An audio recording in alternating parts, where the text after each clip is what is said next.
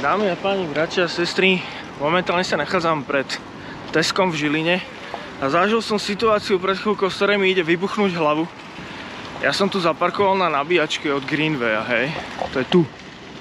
A na tej nabíjačke stojí pán s hybridným autom, alebo ja neviem čo to je, to určite nie je čisté elektro.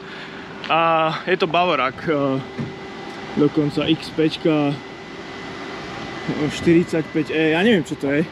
Či to je iba hybrid, alebo iba elektro, asi nie, to nebude asi iba elektro. A ja som tu stál a ja som sa nestihal diviť, že proste on tu stojí a nenabíja. Proste na vyhradenom mieste pre nabíjanie, hej. A ako nejako som to tu nacúval, takže LTT. Ale ja dobíjam, hej, akože pohodička. No a on prišiel aj s rodinou, ten pán. A ja teda som prišiel za ním milo a hovorím mu, že no, tu by chcel ďalší pán dobiť možno. Ale asi sa mu to nepodarí. Čauko. Čo ty tu? Môžem ťa nahrať? Jasné. Čo si myslíš o pánovi z Bavoráku, s ktorým som sa pred chvíľkou rozprával? Povedal mi, že on to nepreparkuje, lebo on má elektrické auto a nenabíja, ale... No tak ja si myslím, že je to blbosť, však keď nenabíja, tak má tu dosť iných miest. Myslíš si, že je to len blbosť? Myslím si, že je to provokácia. OK. No, dobre. Čauko. Rád som ťa spoznal. Ideš nabíjať? No a ja hovorím tomu pánovi proste, že ako možno by mohol byť tak ohľaduplný a odísť z toho parkovacieho miesta, keď proste nenabíja.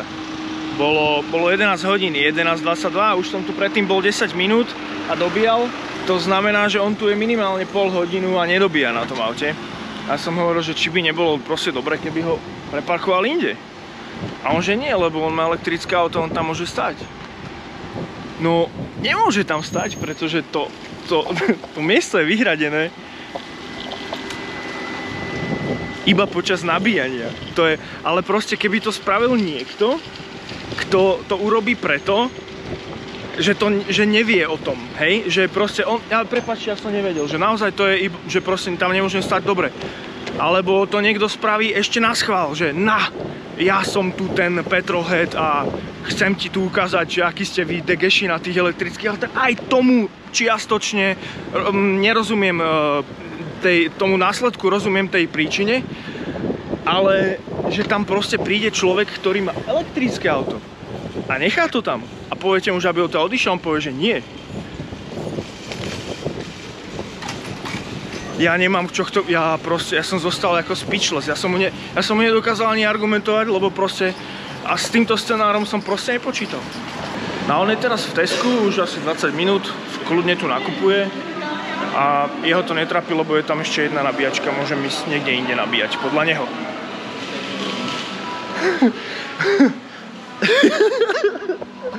No a tu je proste rozhovor s ním. Šiel do obchodu na 5 minút, je 11:11. Nechcete to preparkovať? Že ani nenabíjate, nevadí vám to? Akože vy máte elektrické auto, tak môžete stáť ale iba počas nabíjania.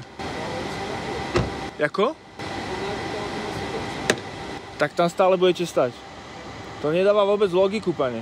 Ale viete, že na vás môžem zavolať policajtu, dostanete 50 € pokutu. Ja to robiť nebudem, ale to je ako strašne arogantné. Ale tu máte oproti miesto.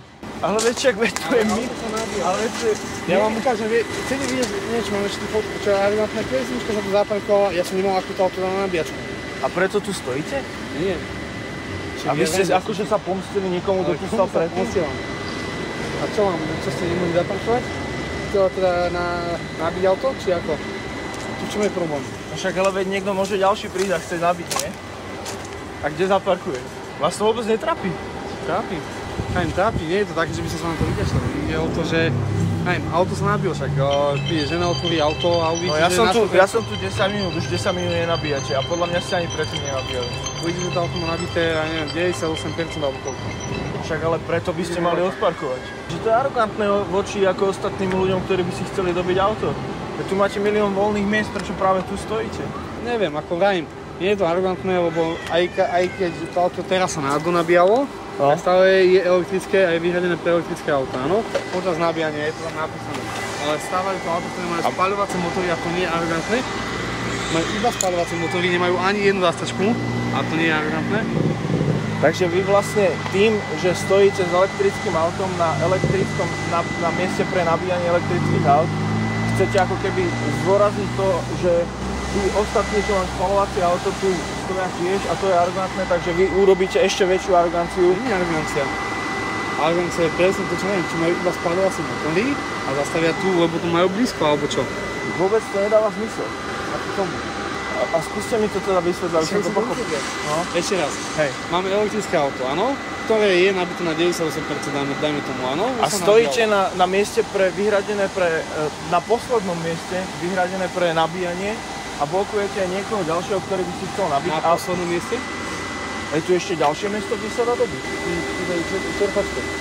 Ale pri tejto nabíjačke nie, pri tej, ktorej stojíme. Tu sú dve vyhradené parkovacie miesta a vy stojíte na jednom z nich a neodídete preč. No, budem ešte robiť rýchlo tam na kus, zapojím som v aute a idem preč. Keď už niekto silou mu sa potrebuje nabiť, tam pri pumpe sú ďalšie dve nabíjačky. Vôbec to nedáva zmysel, pani. Určite to dáva. Je to strašne Určite to arogantné. dáva väčší zmysel, keď sa tu postaví kreselnička, stará kreselnička, ktorá má spadovací motor a zvere 300 litrov na 100 km a sa to postaví a fakt s tým autom, keď to je veľká kurva, sa to nedal nabiť. Vy ste zo Žiliny? Zo Žiliny. Vy ste? Ja som z Trenčína. Aha. A čo tam robíte? No iba ste taký dosť filozofický. A čo vás do toho? Ja sa iba pýtam, že... A vy čo robíte? Podnikám. Výborne, A gratulujem. vy? Asi tiež. Tiež? No. A v čom? A však to je jedno, ne? A vy v čom podnikáte? Ja som sa vydal prvý, na otázku sa neodpovedal. Ja podnikám v médiách. A vy? Koho výrobe? Výborne. No mrzí ma to, že takýmto spôsobom premýšľate. Je to veľmi ako keby... Myslím si, že to by sa proste nemalo robiť. Že proste vy ste úplne príklad. Ale keby tu niekto stal so spalovakom, tak to ešte pochopím, že nerozumie tej problematike. Hej? Ale vy tu stojíte s elektrickým autom a dobíjali ste elektrické auto. Dobíjalo sa elektrická auto? No. Ja som tak ako že dobíjalo sa. Hej. A už to nedobíja. Asi tak 15 minút? No. A teraz 15 minút stojíme, alebo 10 minút stojíme, rozprávame sa o tom, čo sme urobili nákup a môžem sa mi dal tá odísť. Takže ja, že vás na to upozorňujem a snažím sa vám to vysvetliť vlastne, vás zdržujem. Dá sa to vydoberieť z druhej strany, ja poukážem na to, že vrajte 15 minút sa nenabíja, ale to, že sa tu 10 minút rozprávame, už by som tu nebol. Je to veľmi nelogické, pani. Záleží to na to, Skúste sa na tým nejako racionálnejšie zamyslieť. Skúsim sa na tým racionálne zamyslieť. OK. Majte sa. Pekný deň, neviem.